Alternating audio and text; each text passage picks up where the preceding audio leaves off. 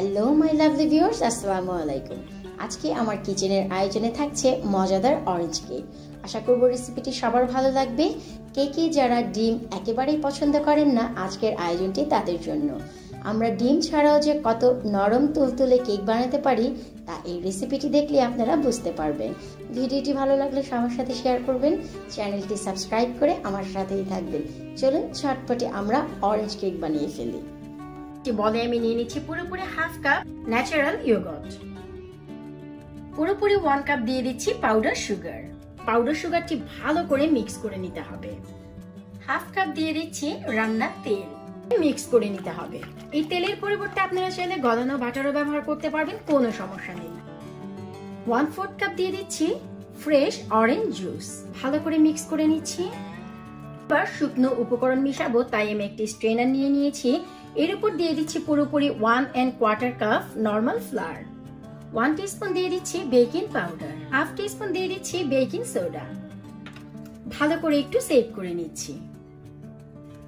বাড়তি উপকরণগুলো ফেলে দিচ্ছি। এবার একটি হ্যান্ড স্প্যাচুলার সাহায্যে আমি মিক্স করে নিচ্ছি।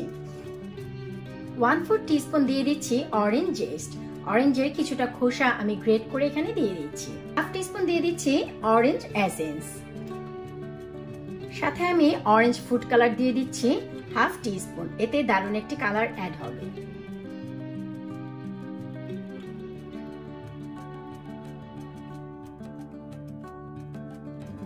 কেকটি বেক করার জন্য এখানে আমি একটি পাউন্ড পট নিয়ে নিয়েছি। এটি হচ্ছে 1 পাউন্ডের কেকের পট। এবার আমি আমার বানিয়ে নেওয়া সেই ব্যাটারটি এখানে ঢেলে নিচ্ছি। এবার হালকা হাতে একটু ট্যাপ করে দিচ্ছি। কেকটি আজ আমি চুলায় বেক করব, তাই আমি একটি পাত্র বসিয়ে 10 মিনিট আগে গরম করে নিয়েছি। তারপর আমি একটি স্ট্যান্ড বসিয়ে দিলাম, এতে করে আমাদের কেকের ব্যাটারটি এখানে বসাতে অনেক ইজি হবে। এবার বানিয়ে নেওয়া কেকের ব্যাটারটি আমরা এখানে দিয়ে দিচ্ছি। দিয়ে আমরা একটি কভার দিয়ে বন্ধ করে রাখবো এবং কেকটি বেক করতে হবে পুরোপুরি 40 to 45 মিনিট।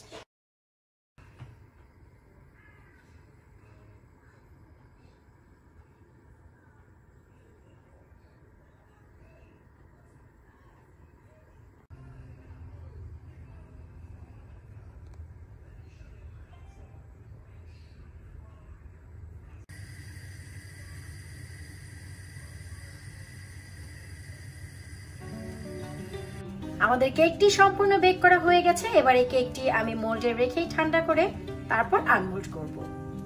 কেকটি সম্পূর্ণ ঠান্ডা হওয়ার পর আমি ডিমোল্ড করে নিয়েছি। আর একটু দেখাচ্ছি, দেখুন আমাদের কেকটি কত দারুণ সফট হয়েছে। আমি একটু কাছ থেকেও দেখাচ্ছি, এই টেক্সচারটি একেবারেই পারফেক্ট, দারুণ স্পঞ্জিও হয়েছে। এবার আমরা চলুন হালকা একটু ভেতরটি ঘুরে দেখে আসি। তবে আপনারা যদি চান এর উপরে হালকা কিছুটা পাউডার সুগারের ডাস্ট করতে পারেন, আমি তা করছি না, খালি দেখতেই দারুণ লাগছে।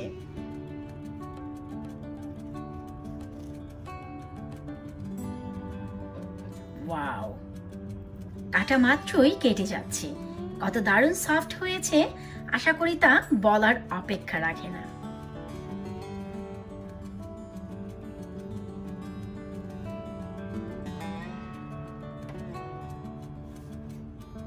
আশা করব আজকে আমার এই অরেঞ্জ কেকের ভিডিও আপনাদের ভালো লেগেছে। আর কতটা সফট হয়েছে তা আমি একটু দেখিয়ে দিচ্ছি। আর একেবারে কেকটি দোকানের মতনই কুক হয়েছে। আমরা যে অরেঞ্জ ব্যবহার করেছি, অরেঞ্জ ফ্লেভার ব্যবহার করেছি, অরেঞ্জ জুস ব্যবহার করেছি, তার ব্যবহার হয়েছে ভরপুর। এবং ভেতরে ভেতরে কিছুটা জায়গায় জায়গায় আমাদের অরেঞ্জের জেস্টগুলো দেখা যাচ্ছে, আমি একটু দেখাচ্ছি। অসাধারণ একটি ফ্লেভার দিয়ে আমার কিচেন অলরেডি ভরে গেছে। আশা করব আজকে আমার এই অরেঞ্জ কেকের ভিডিও আপনাদের একটু হলেও ভালো লেগেছে। ভালো লাগলে অবশ্যই কমেন্ট বক্সে কমেন্ট করে জানাবেন। আজকের মতো এখানেই বিদায় নিচ্ছি। আল্লাহ হাফেজ।